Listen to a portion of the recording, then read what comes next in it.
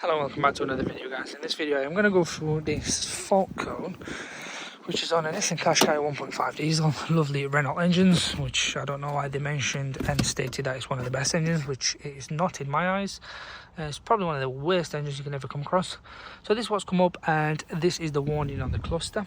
Okay, it's a bit of a ball ache. So the sensor is to be found here. It's this red pipe in here. I don't know if you can see it. It's that red pipe in there. And on here, if I can reach in,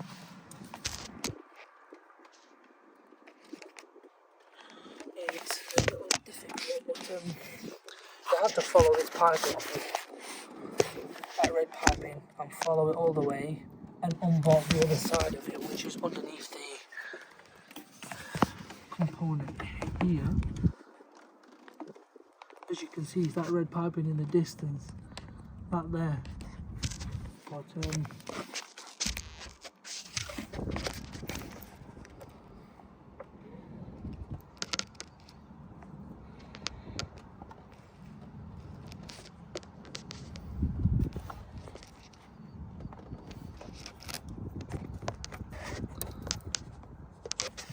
yeah, it's a tough one. They do get clogged up, and that's what's causing it.